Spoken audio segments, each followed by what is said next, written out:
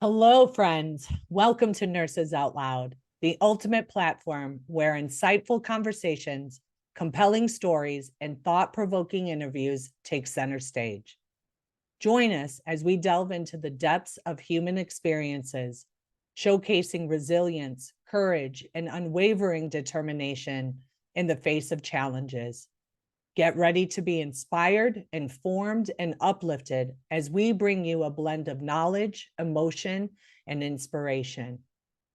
Today, I am honored to introduce our remarkable guest, Chrissie and her husband, Aaron.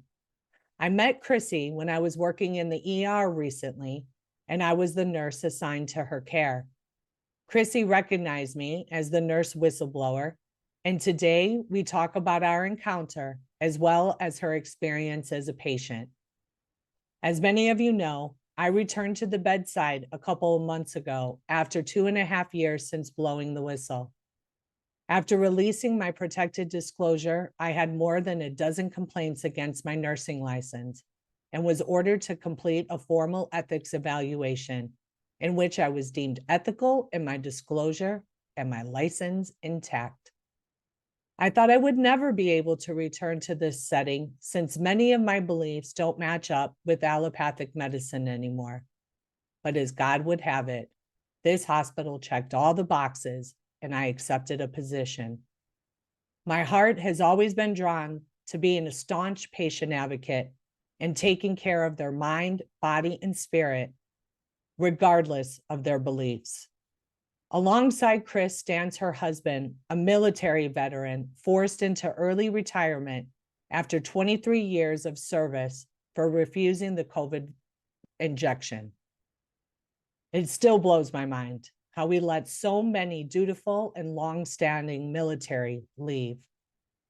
In this episode, we will delve into their journey of facing adversity head-on, navigating the consequences of standing up for their beliefs, and the profound impact of their unwavering commitment to each other.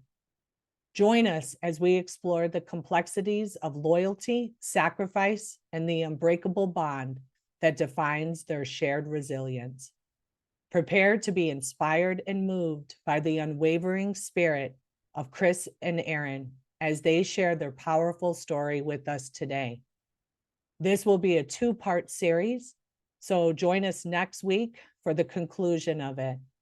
So now sit back, relax, and prepare to embark on a journey of discovery with our diverse lineup of guests and topics. This is Nurses Out Loud, and I'm your host, Nurse Jody O'Malley. Before we get started, please make sure to like, save, and review our show. This helps to boost us up in the ratings. We are here 5 days a week with a different nurse host. And on Fridays, the four of us come together to answer your questions. Send us an email to nurses@americaoutloud.com. Welcome, Chris and Sarah. Thank you so much for joining me today and having the courage to share your story and your experience. I am just absolutely humbled. Thank you. Thank you for having us on. Yeah. Yeah, we are super just blessed. I know I was blessed to really meet you, and I felt like it was really a divine appointment, and so I'm just thankful to have this opportunity, and I feel like it really is our honor. So thank you. Oh, you are so welcome. Well, let's go, let's go back to that day. And let me ask you, can you walk me through how you were feeling being in the emergency room? And I remembered that. So that day, guys, I was precepting, if you will, or I guess orienting would be a better word, a nurse that is new to the emergency department. Interesting story there. When I saw her in the break room, she looked at me and she said, Jody. And I said, yes. And she actually trained me when I was a student nurse and I was working in the ICU. So very, very funny how, the circle actually closed that day. And now she's new in the ER and I'm training her. So it was very interesting. But her and I walk into the room and I'm listening to her doing her assessment, and I'll talk more about that part because I'd actually like to hear Chris's perspective before I share mine on it. But yeah, anyway, go ahead, Chris. Tell us your story. Yeah, so I went in, so well, I guess I should start with I really tried to avoid urgent care and hospitals just kind of at all costs. I really take a holistic approach to things, always initially. I haven't always been like that, but I just feel like I was like that even before COVID, but I feel like COVID even just like ramped all of that up. And so Okay. I don't even like I can't even remember the last time I went to the doctors prior to this. Honestly, it's been a really long time. I sadly, I just don't trust a lot of doctors. And so, So let me um, ask you, where did that come from? You said that this happened before COVID. Like, where were you at with that then? yeah, so to go back a little bit, yeah. So I think when I got saved in 20, what was it? 20, oh no, when was it? 2009, I'm sorry. Yeah, I got saved in 2009, and I feel like ever since then I've just always been on a search for truth. And so not just with the Bible and like with my faith, and but just I kind of took that and I put it into every area of my life. And so I was like, well, I want to know the truth about this, and also about this, and about my body, and about healthcare, and about doctors, and about all these different things. And so if you do Google searches, kind of a rabbit hole, you know how that works. Yeah. And so I just happened to stumble onto guys like Dr. Robert Malone, um, Mhm. Del Bigtree, all these guys, Yeah. like the heavy hitters, and Weston A. Price, who are like health freedom defense. I just happened to stumble Mhm. into all these people, and so I just started probably a few years before COVID hit. I started really getting into a lot of like, well, what really is going on with like pharmaceuticals and these doctors, and what are they studying at school, and what's really going on. And I just it was like the more you go, you realize like there's so much more you can go. Like you feel Yeah. like you're delving in, and like like you've already attained so much information, you've already learned so much. But for me, it was like I really was really just hitting the tip of the iceberg Mhm. initially. And then when COVID hit, it was kind of just like I was already following a lot of these people on social media, and like um just different things like Newsmax. And I Mhm. had already I with I think it was when Trump, when Biden got elected, I was like, I am done with like just watching the news, because I just didn't believe anything anymore that I Yeah. was seeing on like Fox News and CNN and all these different. And so it was just kind of one of those things for me where I really wanted to. I didn't want to be lied to anymore about anything. Yeah. Yeah. so and then, like I said, when COVID hit, it just kind of ramped it all up, because I'm like, none of this seems right. Like these vaccines are being like pushed through with no like studies, no long-term like 10-year studies like how it's supposed to be. Like they're just like, we're not guinea pigs. Like what is going on? And so I started doing some more research on that, and just found like, okay, like we have to um we have to know like what's really going on. Right. Right. And, Do our part. Yeah. yeah, right. And so yeah, I just when I went to the hospital and recognized you, I was just like, wait. Initially I was like, oh, she looks familiar, and I was like, well, I didn't really think anything of it. And then I was like, no, I was like, I feel like I know her from somewhere. And so I was like, and then you came in, because I had saw you when I was walking across the ER in the back, and before you had come into my room. And then when you came in and you started talking, that's when I was like, and Mhm. then I saw your name on the wall, and I was like, there's no way this can be like the Jody that I'm thinking. But sure enough, we got to talking, and you got to hear like when she asked, do you have the COVID vaccination? I was like, no, me and my family, none of us have it. I don't want it. Please don't make me take it. Like, Right. Right. When you said that, when you said, nope, I haven't taken it and I don't want it. And I was like, oh, this girl knows what's up. Like, I couldn't wait to hear more about it. Aaron, what was your thoughts during COVID, during 2020? Were you awake because your wife was always like, down this rabbit hole? No. Okay. No, not at all, Jody. This is strictly her. She leads us in that evolution, or that environment, so to speak, and I appreciate it because I've never got into it like that, and she's come home with something, and I'm not gonna lie, I gotta fake be excited sometimes, and sometimes I am, but it's her lane, but I love to see her passion. I love to see my wife passionate about anything, but especially with our health and the betterment of our family. And so we've reaped from the benefit of her doing this research and going in. The kids and I may not always be happy with it, but in the long run, I've seen the fruit from it. And so, yeah, no, this is strictly. It's because he can't drink his Mountain Dews anymore. Yeah, no, it's all. This is all. It was all a Chrissie thing, but I thank God for it. Yeah. Yeah. And I mean, so how long have you guys been married? We've been married 9 years. It'll be 10 years come November. Oh, cool, cool. That's a big milestone. For So sure. how was it for you, Chrissie, knowing, your husband in the military and he's had to take, all the injections and all of this, like that probably was a little rough for you. It was really difficult just knowing that like he didn't have a choice. Like, Yeah. and I don't feel like that is okay ever. Like, it's our body, and we should be able to have a choice in whether we want these drugs, Hmm. in us. And I don't think that it's the government or the military's place to force us to take these vaccinations or whatever or drugs, whatever, if it's not something that we are behind.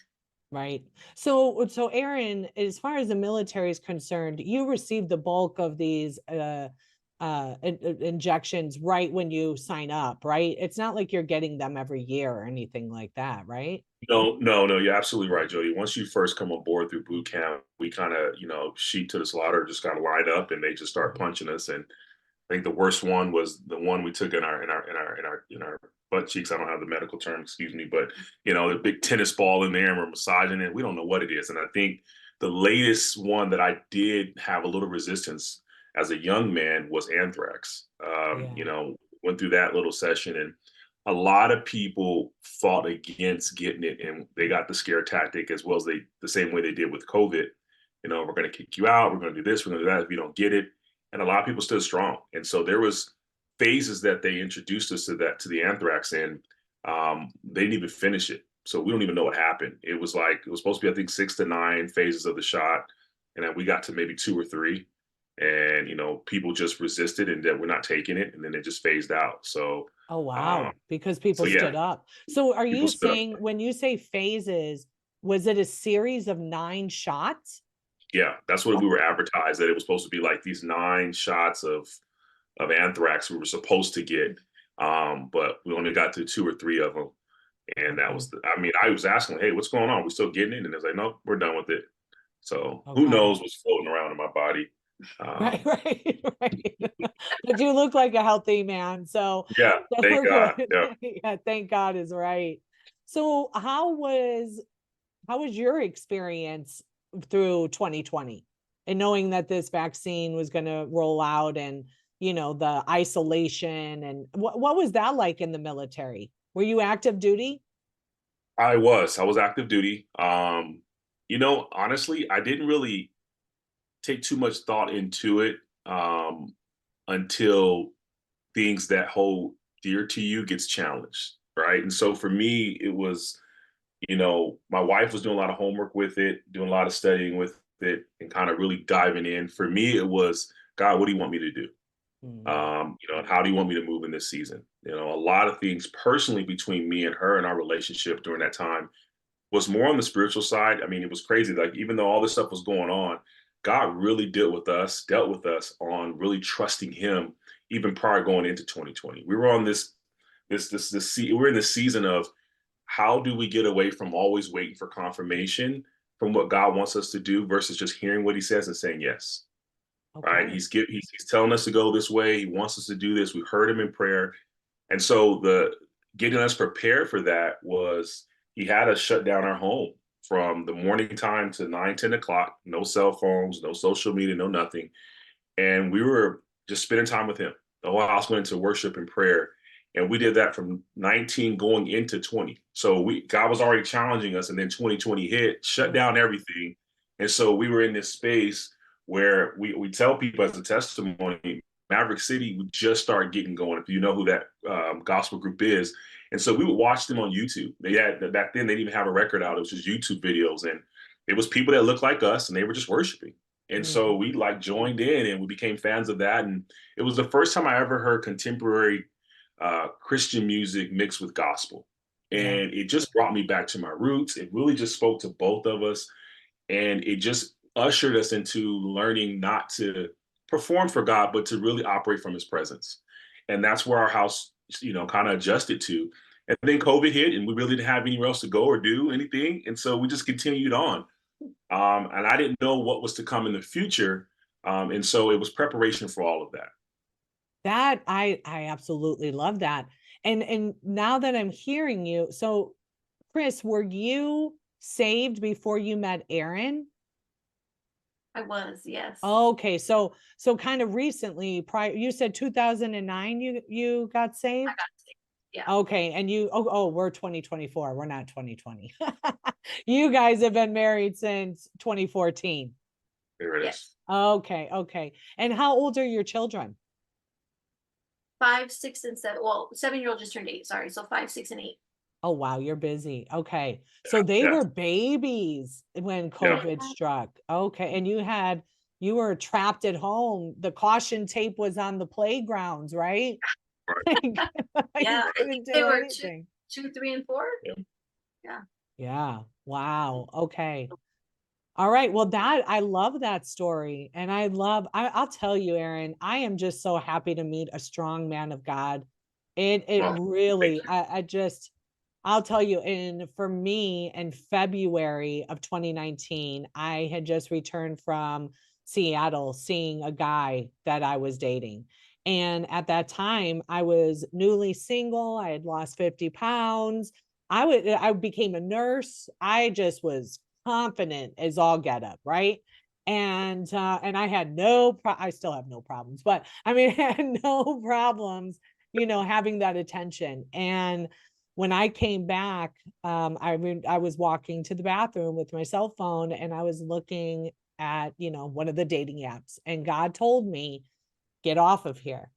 And I said, okay, all right. I've heard from the voice of God before. So I was like, okay. And so I sign out and he's like, no, delete it. You will know who he is when I bring him to you. And I literally said to God, well, I don't know if I want him. I'm having fun. And then, Right. and then I thought, Jody, if God brings you the man, you're going to want him. And he like literally took that away from me. He took the desire completely away from me. And I immersed myself in education because I remember not that long after, like maybe a couple weeks later, a nurse on my unit said, they're shutting down the world for 2 weeks for COVID. And then I said, excuse me, what? The whole world? And she said, yes. And at that moment was when God called me. And I looked up to him and I said, I'm supposed to pay attention to this part, right? And he said, yes. And in October of 2020, I looked up to him and laughed. And I said, that's why you wanted me to get off of those apps. Because if I was still messing with these boys, I never would have educated myself, Yeah, it's good. It's good. So it's crazy. Like God is calling us, guys. And I want you all to, who are listening to this now, to just know that he is always calling us, and then there gets to a point where if you're not answering that call, your heart will be hardened, right? And you won't be, in that blessing anymore. But I promise you, and I guarantee you, no matter how hard it looks on the outside, because, you know, when we continue with this story, you're going to hear their struggles.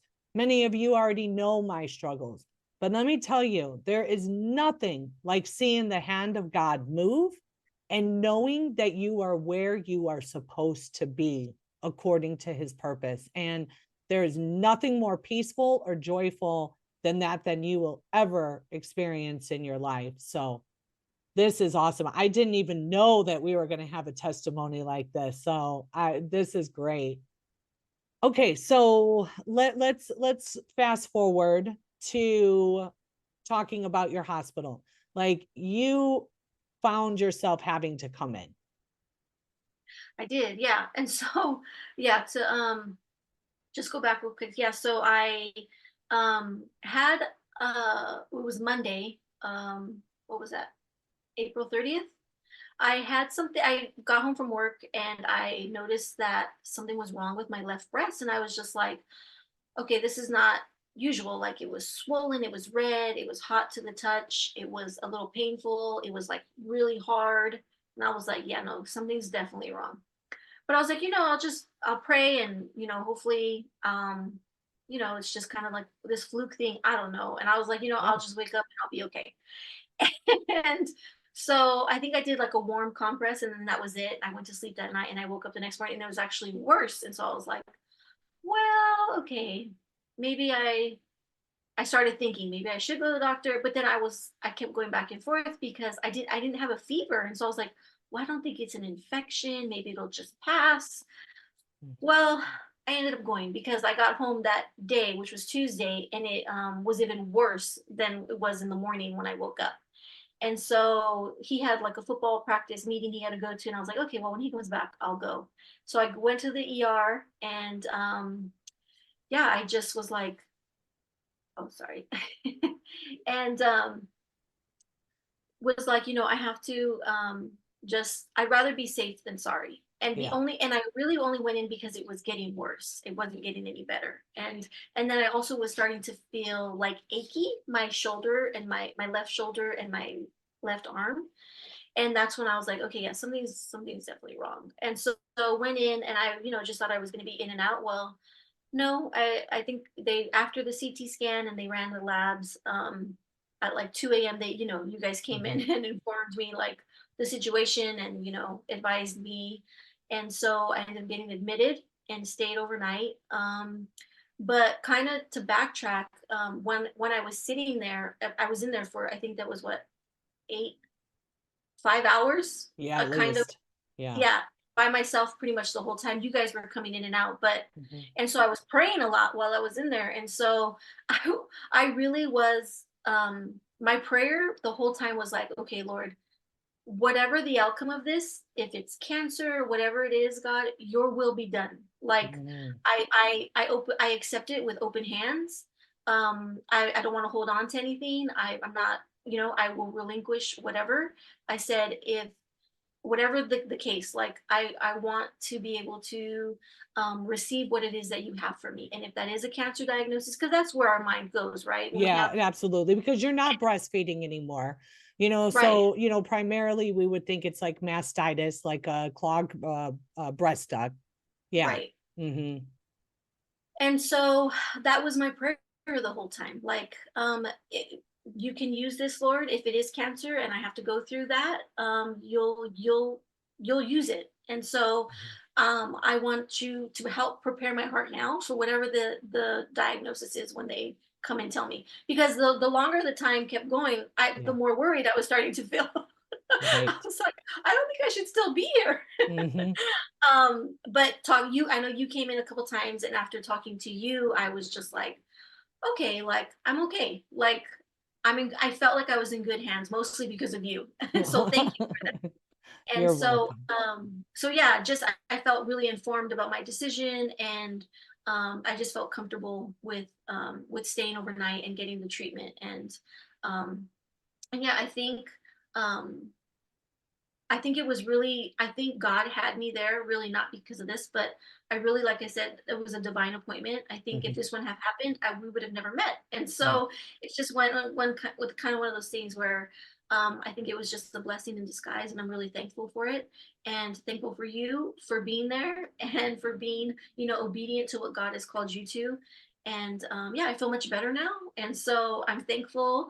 As much as I'm like anti big pharma, I'm thankful for antibiotics. When they are Yeah. necessary, they Well, are. exactly, exactly. And we're gonna on the second half of this break, we're gonna get into more about the nurse patient relationship. And, even though this person that I was orienting to the ER and training, she follows me on Facebook, but she never mentioned at all that she knows that I'm a whistleblower.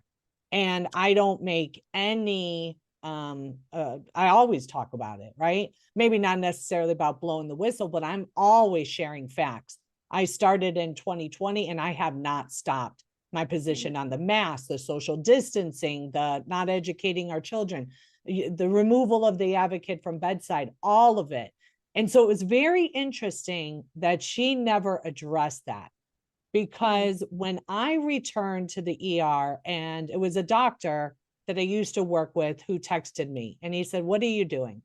And I was like, "I have the radio show and my private membership community, and none of it, which I really get paid for."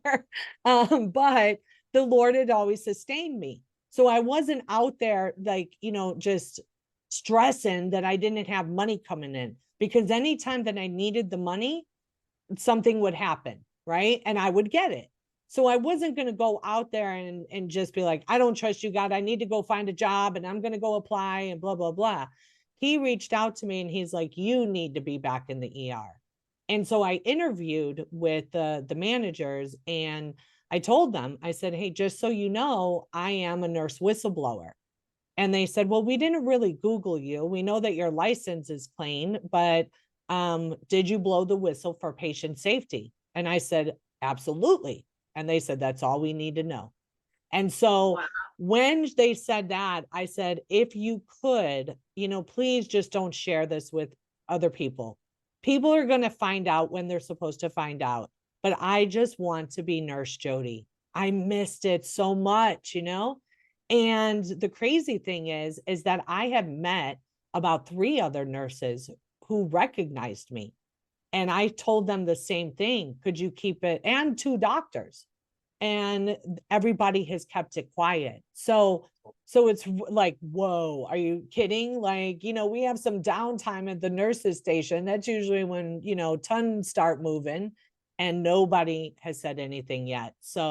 Wow. So that was a blessing. But I do want to talk about the difference in my nursing and her nursing care, because there's a difference when you're educated on that side of people that do not want to do like medical treatments, and those that would just follow anything that we said. You know what I mean? So anyway, guys, check out our family of sponsors. We have some amazing products and exclusive discounts available to you, the America Out Loud Talk radio listener.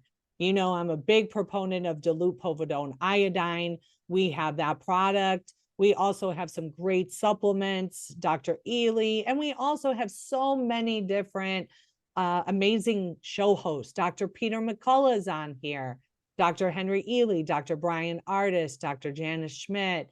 We have Tom Renz, the attorney. We also have a military host that talk about. So we have programming for you 24/7. So make sure you're checking that out. You can also download the America Out Loud Talk radio app and just click on that 24/7, and you are going to hear a different show host speaking. So we will be right back with the amazing Aaron and Chris.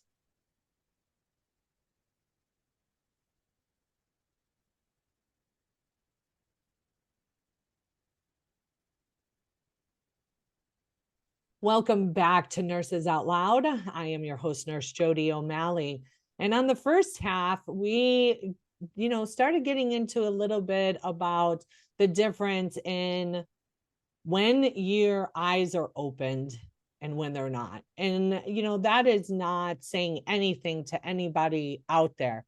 because I believe that our eyes are opened when they're supposed to be, right? My eyes were not open to all of these. I didn't even know about how bad even our previous vaccines are until 2021. So, I do not want you guys to think at all that there's some judgment here or not. But if you're listening to the show, there's a reason, right? I'll say that right now. So look into that a little further. Perhaps God is calling, and tugging at your heart. And, when you are, I think so many times people, I'll use myself as an example. They say, oh, I wish I had the faith like you. I wish I had more faith. And here's the thing, it's not about the faith, because God tells us all you need is the faith of a mustard seed. So just a tiny, tiny, tiny little bit, you need to think, or, you need to believe that Jesus was here and he died on the cross for our sins, right? Just a tiny little bit. But the big part I think so many believers are missing is the part about submission, the part about telling God, like, your will be done, not Jody's will, not Chrissie's will, not Aaron's will, but your, right? Like, and so with that, there's my, little preaching, I guess. For somehow God thought that I would be like a preacher on some aspects, but what I am is, He can talk about this stuff all day, so you're right in his lane. okay, well, I love it. I love it. Well, we're gonna have you send us out in prayer, so get ready for that. But yeah, so okay, so Chrissy's in there. There's this complaint of left breast pain. It's swollen, it's hard, it's red, like she said. And the first question, or one of the first questions the nurse asked was, when's your last mammogram? And she's like, oh no, I don't want that. And that was my first clue to That's think, right. I forgot about that. Yeah, she said, when was your first mammogram? I said, oh, I've never had one. She said, how old are you? I said, 40. She's like, oh, you might, it's about that time. You might want to. I was like, no. Then I was like, I'm actually never going to get a mammogram. And she kind of looked at me. She was like, oh, can I ask why? And so I just, explained to her why, and I said, oh, I've done a lot of reading on it and a lot of research. And I've read about, the radiation and the pressure that it causes. And if you do have cancer and all these things I started telling her, she was just looking at me like, are you really saying all these things? And yeah. And so it was just kind of one of those things. And then you looked like, oh, she's actually somewhat informed of her health and what's going on. And so that, along with when I had said I wasn't going to take the COVID shot, I think that's when you were like, oh, okay. well, so what I did was I was the one who asked you if Oh, you was it had you? taken Oh, okay. yes, I asked you if you had taken the COVID vaccine or injection, because I was testing out, like, how much does this chick know, and so I asked you and you said, nope, I don't want it. Don't make me take it. And I said, here, well, in all transparency, I was asking you that to see what your thought process was. And at that time, she had walked out of the room, or she was attempting to walk out of the room to do tasks. And I stopped her and I said, no, come back here. You need to hear this, because this is the thing. It's like, nurses, we need to be informed. If where there's smoke, there's fire. So if you have a lot of people that are, not even a lot of people, but if you have a good portion, of people that you are actually listening to, right? And hearing, what are their concerns? Do they need more education to be more informed? But I guarantee you and your education would have put her to shame, because she had no idea, right? You have more education on the topic of mammograms, I guarantee you, than she does. Because I agree with you. There is no studies on the cumulative dose effects of radiation if you start getting it at 40, you are getting radiated every time you go in for your checkup, right? And so we don't know. And there are other alternatives. And that's where I talked to her and I was like, no, you need to hear this because there is something called thermography, that people can do as well. And, and she was receptive to it, but again, I don't know exactly where she stands on that, and it doesn't really matter. But what matters is that we are there as the patient advocate. And mind you, in no way, shape, or form was she going to try to talk you into getting the mammogram, right? But then the topic of antibiotics came up. Do you want to talk about that? Yeah, yeah. I think it came up and I was like, I think I said something like, well, is there any way, like, is there anything else I can have? Like, I just don't want antibiotics. And then the PA asked, well, can you tell me why you don't want antibiotics? And then I just kind of went into my spiel again, and I was just like, well, I've done a lot of reading up on them, and they're actually very harmful for the good bacteria, in our microbiome, and they like cause havoc to our gut health. And I just rather not. I just try to avoid them, at all costs. And if there's anything else we can do, I'd rather do that. If we can't, I totally get it. But I'll take them if I have to. It's kind of one of those last resort things for me. Mhm. And he was also kind of just surprised. I think he was the one that asked me, right? Was it? He did ask you, and that's another point I want to make, is that anytime a doctor went in that room, I try to make it a point to go in with them, because they could say one thing, you could be looking at the patient, and then you're thinking, are they understanding what he's saying? So it's a way to make sure that your patient is understanding. And funny story, he and I worked together at the hospital that I blew the whistle on. Oh, I mean, talk about, and wow. guys, I'm not in like close where I used to work. I am well over an hour away now. So it's just interesting. But he's also one of those people that will be informed. And he had a good bedside manner too, right? He did, for Yeah. sure. Yeah. He was very kind, and yeah, very understanding, and really heard me out. And I was thankful that you were there. I know one thing that I really appreciated was when you asked me, do you know what it is that you're taking and why you're taking it? Like, you really wanted me to be informed for myself. Mhm. And I was able to, give you my little spiel, and then you like came in and you were like, okay, yeah, and also this and this, and I was like, thank you. Like, I don't know if that's ever happened to me in a doctor's office where anybody cared to know what I thought and if I understood what was really happening and what was really going on. And so, like, your advocacy, like, yeah, I think it needs to be at every bedside in every hospital. Oh, well, I appreciate that. Thank you so much. It's important to me because, like I tell people all the time, nurses, our number one role is to the patient.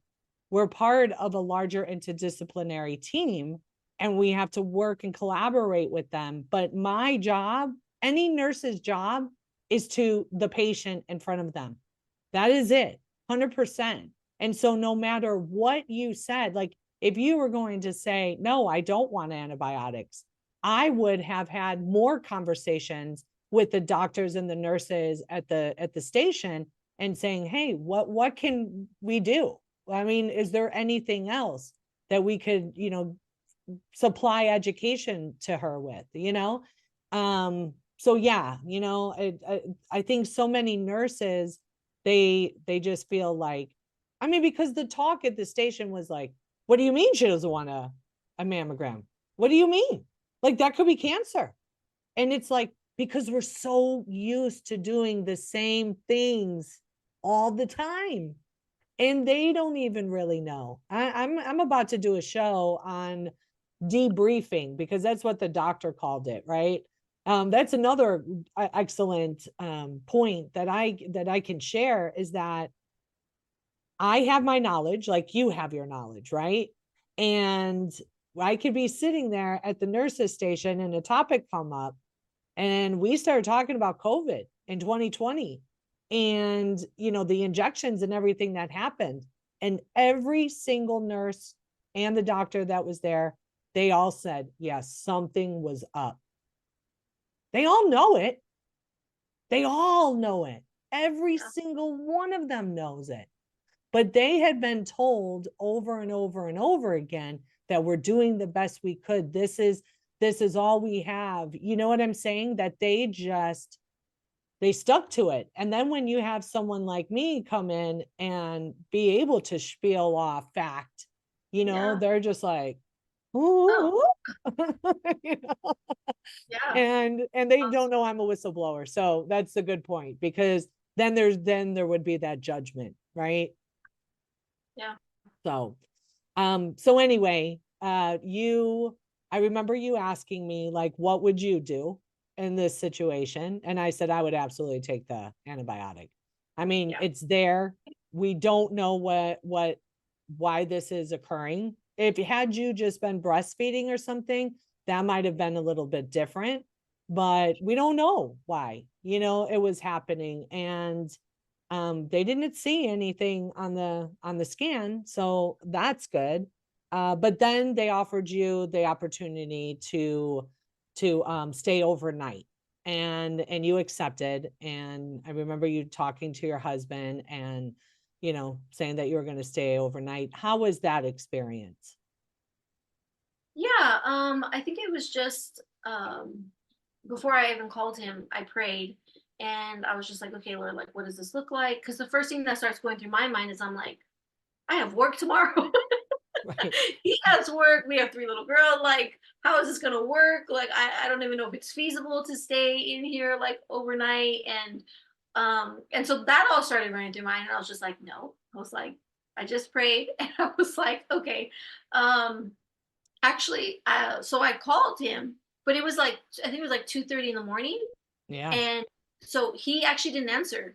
Mhm. So I know you guys all had walked out for me to call him, and so I did call, but he was, and I had told him, I'm like, go to sleep. Like I don't know Yes. how much longer I'm gonna be here, and bless him because he stayed up till like 12, 1. I think he was waiting like for me, and I was like, babe, just go to sleep. Like you have work tomorrow. Like I'll be fine.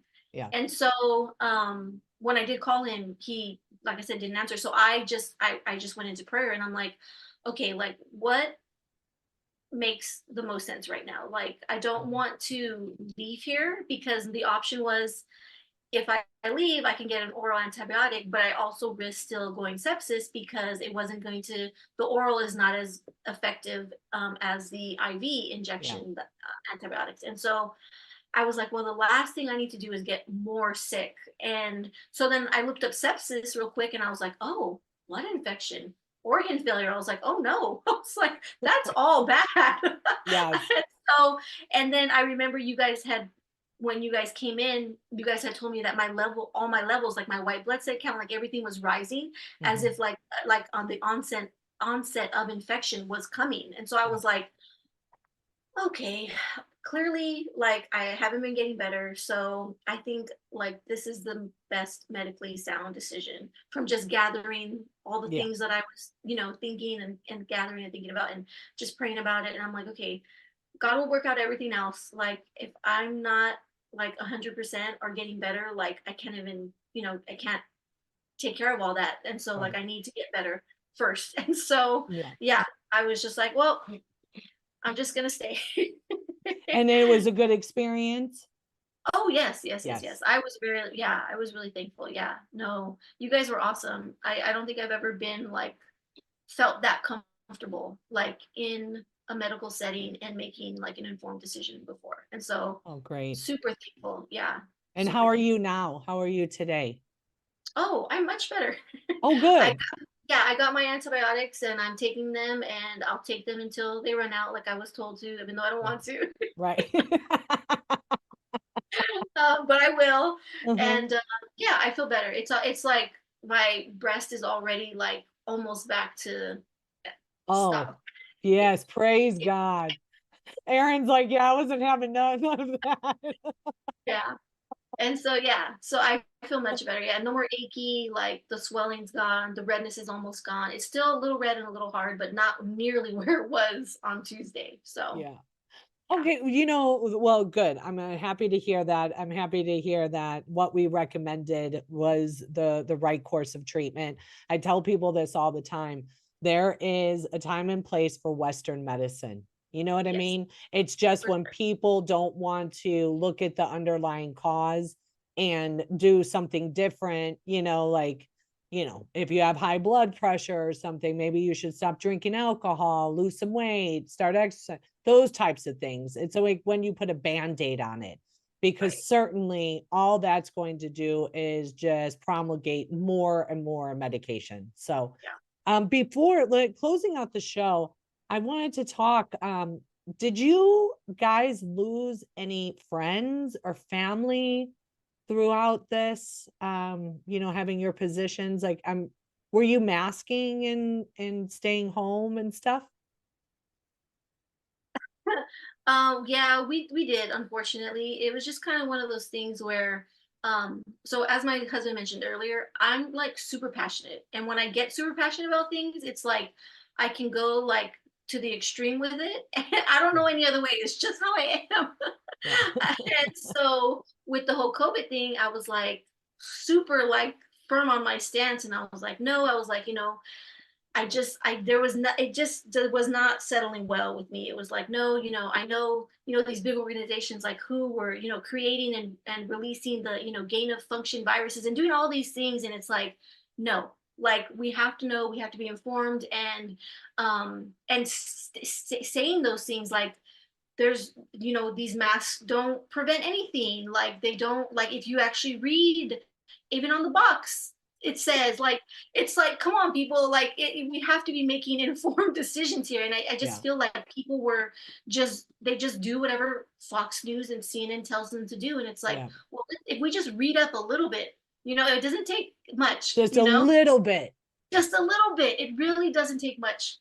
And so it's like, um we would go back and forth with friends and family. And we had some family mad with us and friends mad with us for a little while. I think we're okay now. I think we're better now. Yeah. But but Were yeah, were we, they telling you that they wouldn't come over to the house if you oh didn't have the mask on? yeah, Okay, talk, Aaron. I want to hear what you have to say. Yeah, no, actually, we're still kind of dealing with that a little bit, with his grandmother. Yeah, and God bless her soul. She's, Yeah. she's older, and you know, um, I definitely get it, and my thing was for a lot of it was, letting wisdom be the principal thing. The knowledge and the information that we gain, it's in my mind to expand our capacity for God to use us. And in certain situations where I'm really proud and thankful that I see my wife, even in this current situation, is me being asleep and her having to trust God and make a decision that is against something that she's been studying. Right. And I think where that speaks to is that we've kind of gotten this space, and God's helped us. Obviously, I say obviously because we can't do it without Him. Is to understand that the laws and the rules that we govern ourselves by are from a different kingdom. And so, no matter what we even think that is right in our mind, right? We have to submit that information and knowledge at his feet and trust him in that moment. Because even though this may go against something that she's passionate about and she's strong about, if in that moment God says, take this antibiotics, Mhm. You better take you it. going against that with all the knowledge you have puts you in a sinful state. And the fruit of that could be more sickness or whatever have you, not in a punishment, but because we missed the mark. Yeah. And we sin against God, but we transgress against people. And so our first obligation is always to please him, especially in those moments. So I'm excited about, thankful and excited about what God has done with her, through her.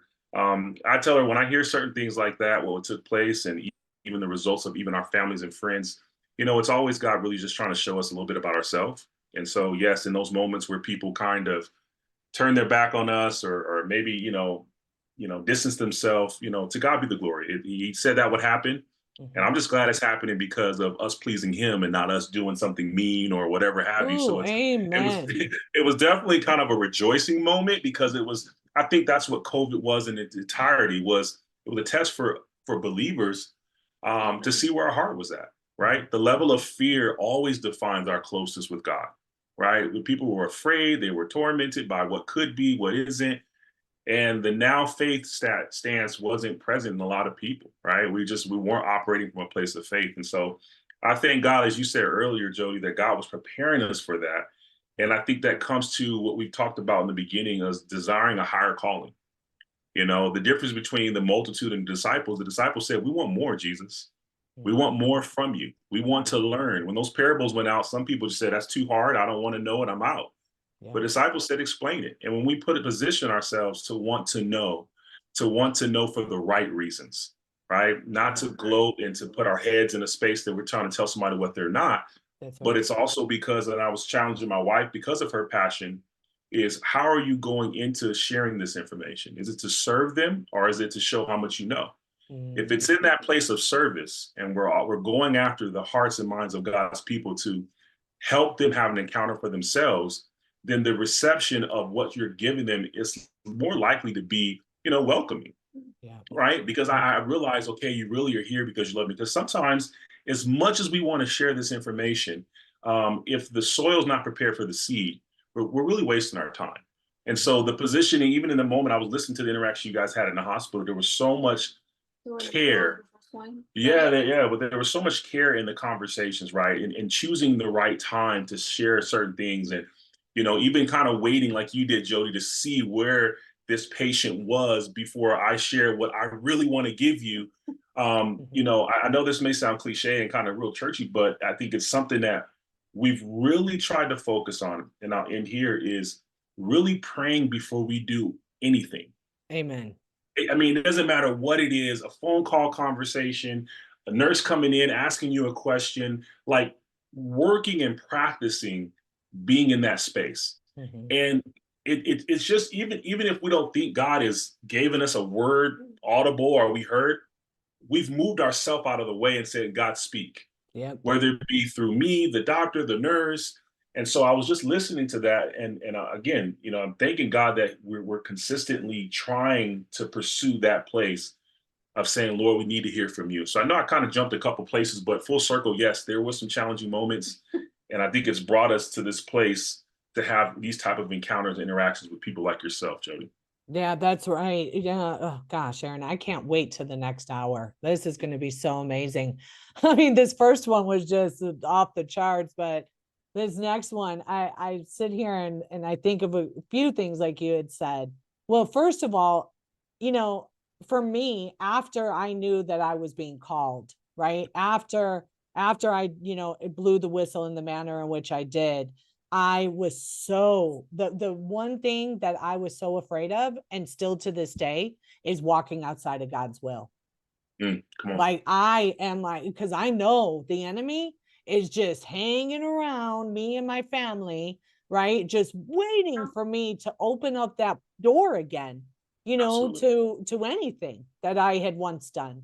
And, I've been saved a couple times, and right.